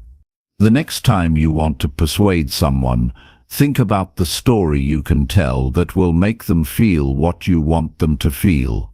Maybe you want to inspire action. Tell a story that shows how someone took action and achieved success. Maybe you want to build trust. Tell a story that illustrates your credibility and reliability. Whatever the case, remember that stories are a powerful tool that can influence the way people think and act. By choosing the right story, you can create an emotional connection that makes your message more impactful and persuasive. Chapter 13. How to persuade in texts, emails, and online messages. Communication has evolved far beyond face-to-face conversations. More and more, we're using texts, emails, and online messages to connect with others, whether it's for business, networking, or personal relationships.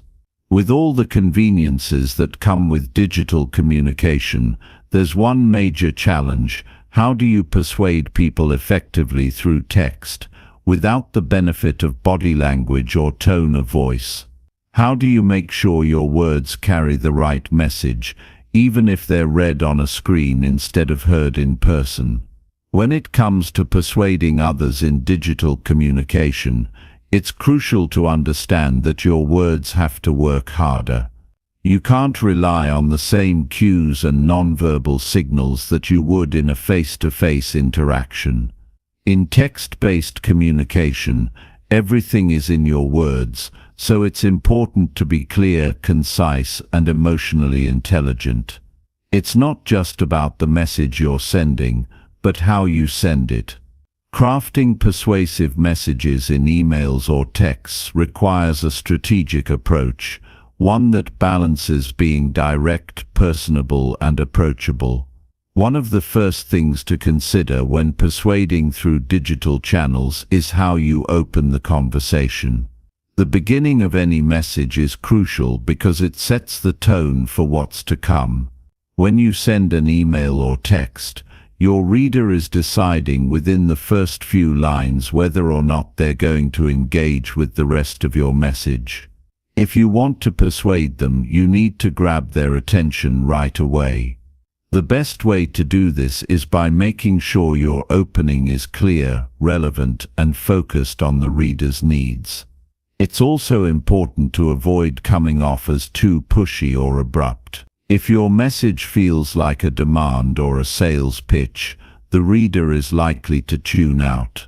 Instead, start with something that resonates with them, an observation, a question, or a statement that shows you understand their perspective. When you're trying to persuade someone via text or email, the next step is to get to the point quickly. People don't have time to read long, drawn-out messages, especially in today's fast-paced digital world. You need to make your main point early on and keep things as concise as possible. If you bury your key message in a sea of unnecessary details, the reader is likely to lose interest before they get to the part that matters. This doesn't mean that you should be abrupt or cold. It's about being clear and purposeful in your communication. It's also important to maintain a friendly tone in digital communication. When you're writing texts or emails, it's easy for your words to come across as flat or impersonal. Without the benefit of facial expressions or body language, your reader can misinterpret the tone of your message. That's why it's essential to infuse your writing with warmth and personality. Use a conversational tone, but be mindful of the balance. Too casual can come across as unprofessional, while being too formal can make you sound distant. Tailor your language to the person you're speaking with and adjust based on the relationship you have with them. The goal is to create an atmosphere that feels genuine and approachable. Another key aspect of persuasive digital communication is ensuring that your message is action-oriented.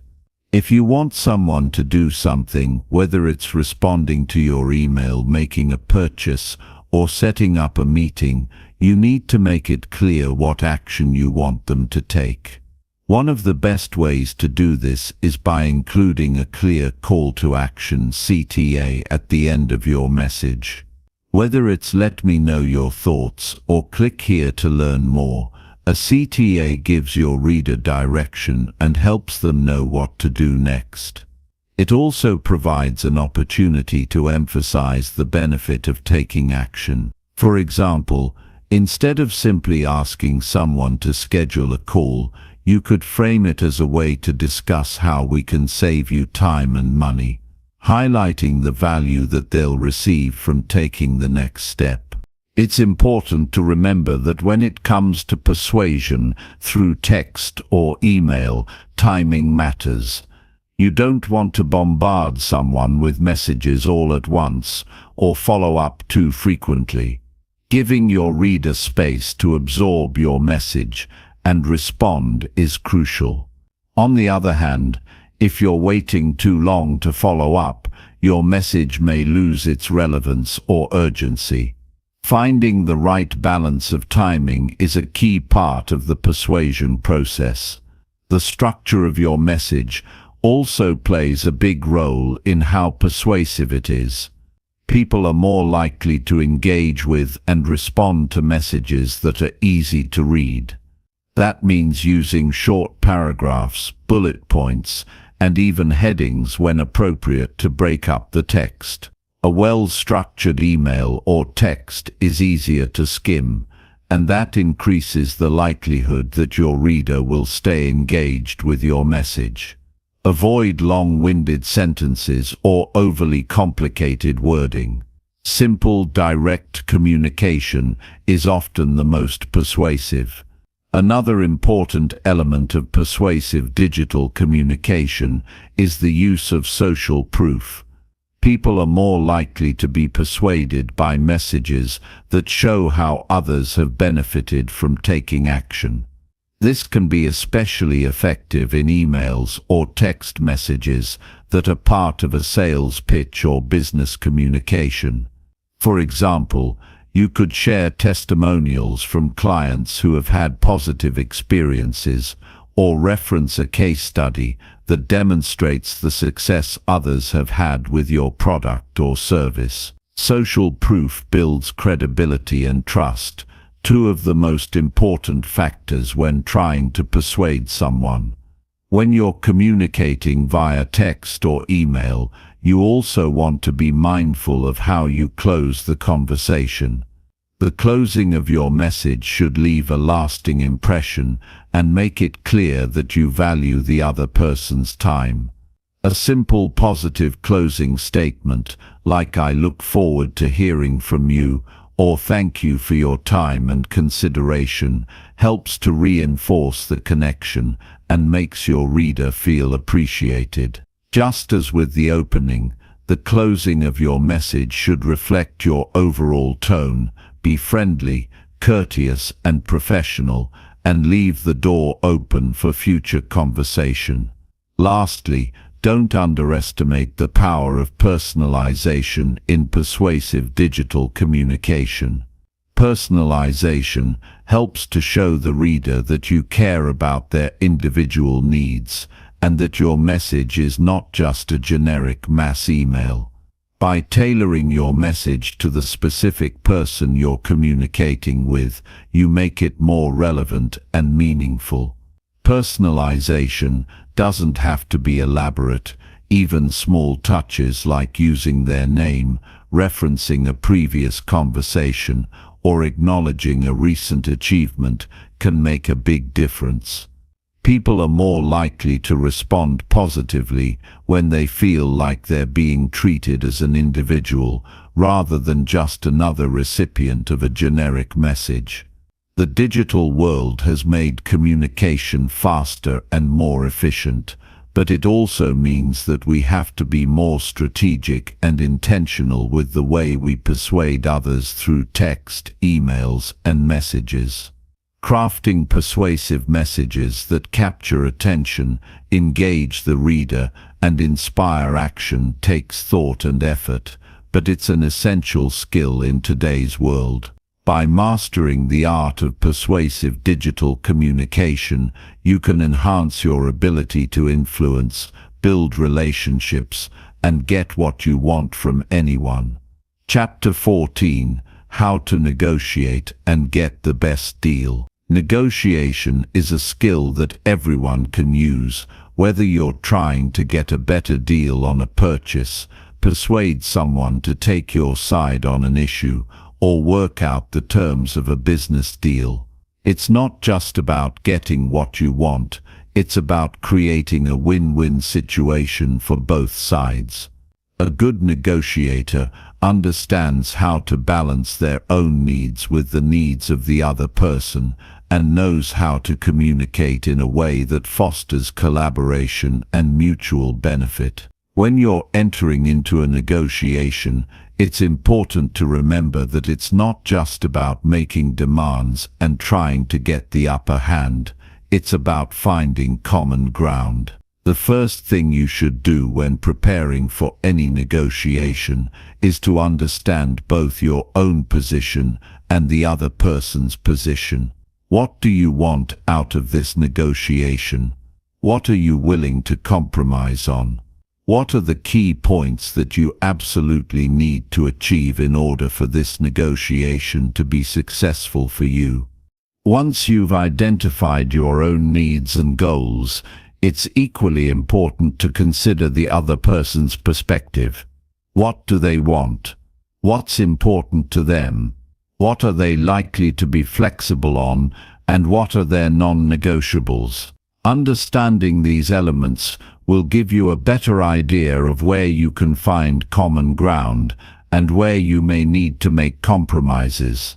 If you can empathize with the other person's perspective, you'll have a better chance of crafting a solution that works for everyone involved. One of the most powerful tools in any negotiation is listening. Many people think that negotiations are all about talking and convincing the other side to see things your way, but the truth is that listening is just as important, if not more important than speaking. When you listen carefully, you can pick up on important details that help you understand the other person's needs, priorities, and potential areas for compromise. It also helps build rapport and trust, which are essential to creating a positive negotiating environment. People are more likely to be persuaded by someone who listens to them and takes their concerns into consideration. A key aspect of listening in a negotiation is being fully present. This means not only hearing what the other person is saying, but also paying attention to their body language, tone of voice, and other non-verbal cues. These can provide valuable information about how they're feeling, whether they're open to your suggestions, or if they're holding back. Pay attention to their facial expressions, gestures, and posture. Are they leaning in and making eye contact, or are they closed off and distant? These subtle signals can help guide your next steps in the negotiation. When you respond in a negotiation, it's important to stay calm and composed.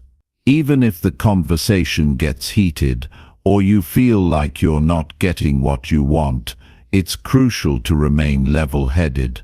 Losing your temper or getting defensive will only work against you. Instead, take a deep breath, stay focused on the facts, and communicate in a way that's both assertive and respectful.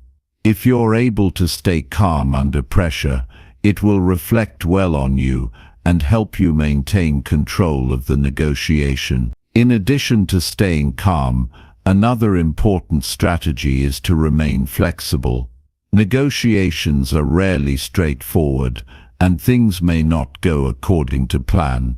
If you're too rigid in your approach, you could miss out on opportunities for compromise, or even completely derail the negotiation. Being open to new ideas and solutions can help move things forward, even if it means adjusting your original expectations. Flexibility doesn't mean giving up on what's important to you. It just means being willing to explore different paths to reach your goals. When negotiating, it's also essential to know when to walk away. Not every negotiation will result in a deal, and sometimes the best option is to cut your losses and move on. If the terms being offered aren't acceptable to you, or if you're not getting the value you were hoping for, don't be afraid to walk away. There's no shame in realizing that a particular deal isn't right for you. In fact, being willing to walk away can sometimes put you in a stronger position, as it shows that you're not desperate and that you value your time and resources. This can encourage the other party to be more willing to meet your terms. Another key factor in successful negotiation is the ability to frame your proposals in a way that highlights the benefits for the other person. People are more likely to agree to your proposal if they see how it aligns with their own interests and needs. This doesn't mean manipulating the truth or making promises that you can't keep. It simply means framing your ideas in a way that shows how both parties can benefit. For example, instead of just saying that you want a higher salary, you could present it as a way for the company to invest in your skills and ensure that you continue to contribute at a high level. This shift in perspective can make your proposal more appealing. It's also important to know the power of timing in a negotiation. There are moments in any negotiation where you can push for more or hold back in order to create a sense of urgency. Understanding when to make your move and when to hold off is a valuable skill. For instance, if you sense that the other party is close to making a decision, it may be the right time to make your final offer. On the other hand, if you feel like they're not yet ready to commit, you may want to give them some time and space to think things over. Being patient and strategic about timing can work to your advantage. Negotiation is also about building long-term relationships, especially in business. Even if a particular negotiation doesn't result in a deal, it's important to leave the conversation on good terms. You never know when you might have the opportunity to negotiate with that person again in the future, so it's crucial to maintain a positive rapport. Be courteous, professional, and respectful throughout the process, and you'll likely find that doors remain open for future negotiations. One of the most important things to remember in any negotiation is that it's not about winning or losing. It's about finding a solution that works for both sides. The best negotiations are those in which both parties feel that they've gained something of value. If you approach negotiation with a collaborative mindset rather than an adversarial one, you're more likely to achieve a positive outcome. By focusing on shared interests and fostering a spirit of cooperation, you can create a negotiation environment that leads to lasting success for everyone involved. Negotiation is an essential skill for anyone who wants to influence others and get what they want. It's not about manipulation or getting the upper hand. It's about understanding both your own needs and the needs of the other person, and working together to find a solution that benefits everyone. By listening carefully, staying calm and flexible, framing your proposals effectively, and knowing when to walk away, you can become a master negotiator and create win-win situations in any area of your life. Chapter 15. The Scarcity Effect. Making people want what you offer. Scarcity is a concept that has a powerful impact on how people make decisions. The idea that something is rare or in limited supply creates a sense of urgency and increases its perceived value. This principle is deeply rooted in human psychology, and it's something that can be used effectively in persuasion. Understanding how to leverage the scarcity effect can help you make your offers more compelling and increase your chances of getting what you want. One of the most straightforward ways scarcity works is by triggering a fear of missing out. People are wired to avoid loss, and when they believe that something might be gone if they don't act quickly, they're more likely to take action.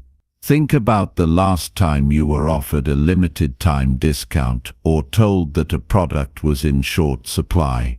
Chances are you felt a sense of urgency to make a decision, even if it wasn't something you initially planned to buy. This is scarcity at work. The scarcity effect doesn't just apply to physical goods. It can also be used in situations where people perceive that they might lose an opportunity. For example, if you're negotiating with someone and you let them know that your offer is only available for a limited time, or that there are only a few spots left, you create a sense of urgency. The other person will start to think about what they might lose by not acting quickly. This makes the opportunity seem more valuable and can push them toward a decision. The principle of scarcity also ties into the idea of exclusivity. People are often drawn to things that are not available to everyone. When something is exclusive or rare, it creates a sense of belonging to a select group. This is why luxury brands often market their products as limited editions or use phrases like "only available to a select few." When something feels exclusive, it increases its appeal and makes people more likely to take action in order to be part of that select group. If you're trying to persuade someone to buy something or agree to a proposal, highlighting the limited nature of the opportunity can make it much more attractive. But it's important to be honest and ethical about how you use scarcity. If you create false urgency or exaggerate the limited nature of an offer, you risk losing trust and credibility. Scarcity should be used in a way that is genuine and authentic. If the offer is truly limited or time-sensitive, then by all means emphasize that fact. But never try to create a false sense of scarcity, because people can usually sense when they're being manipulated. Scarcity also works by tapping into our natural desire for control. When we believe that something is in short supply, we feel a sense of urgency to secure it, as if by acting quickly, we can maintain some level of control over the situation. This sense of control is powerful, and it drives people to take action when they might otherwise hesitate. In fact, scarcity often pushes people to make decisions they might not have made otherwise, simply because they don't want to lose out on the opportunity. Another way scarcity works is by emphasizing the social proof of an offer. When people know that others are also vying for a limited opportunity, they feel even more compelled to act. This is why businesses often promote the idea that their products are selling fast or that limited quantities remain. People don't want to be left out, and the idea that others are interested in the same thing can create a sense of competition. It's not just about the product or opportunity itself, but about the desire to keep up with others and not miss out. Scarcity is also about timing. Sometimes creating a sense of scarcity is about knowing when to offer something and when to withhold it. For example, if you're trying to sell a product, offering it at a discount for a limited time creates a sense of urgency. But if you only offer it for a limited time and then take it off the market completely for a period, it increases the sense of exclusivity and rarity. The scarcity effect works even better when people know they might not be able to get the same deal again in the future. In social situations, scarcity can also be leveraged by making people feel like they are in a unique position. For example, if you're hosting an event, telling people that only a select few are invited makes the invitation seem more valuable. The fact that they've been chosen, rather than just invited along with everyone else, increases the appeal of the event and makes people feel more special for being included. It's about creating a sense of privilege and rarity around the opportunity. The concept of scarcity also applies to time. People value their time, and when something is in short supply, they feel a sense of urgency to take action before it slips away. You've probably seen this in action when someone offers you a limited time opportunity, like a discount or a chance to sign up for an exclusive service. The idea that the opportunity is temporary makes it feel more valuable, and people don't want to miss out. They feel the pressure to act before the time runs out, which is why this type of scarcity is so effective. However, it's important to strike a balance when using scarcity. If you overdo it, you can create a sense of manipulation, and people will become skeptical. Scarcity works best when it feels natural and genuine. If you're offering something that's truly in short supply or time-sensitive, make sure to communicate that clearly. But don't overstate it just to create urgency. People will quickly catch on if you do. Authenticity is key in making scarcity work for you. Another effective way to use scarcity is by limiting access to something, whether it's a product, an event, or an opportunity. For example, if you're offering a service or product that only has limited availability, you can make it more attractive by emphasizing that there are only a certain number of spots left. This creates a sense of exclusivity, and people are more likely to act quickly to secure their place before it's too late. The scarcity principle also works well when paired with social influence. If you can show that others are also vying for the limited opportunity, it can create a sense of competition that motivates people to act. For example, if you're promoting a product, mentioning how many people have already signed up or purchased, it can give others the nudge they need to take action. People want to be part of something that others are interested in, and the idea that there's a limited amount can push them to act fast. Scarcity works in many areas of life, from marketing and sales to relationships and negotiations. Whether you're trying to get someone to agree to your proposal, make a purchase, or commit to a decision, the scarcity effect can be a powerful tool to increase the perceived value of what you're offering. But as with any tool, it's important to use it thoughtfully and ethically. When used in an authentic and transparent way, scarcity can help create urgency, drive action, and increase your influence.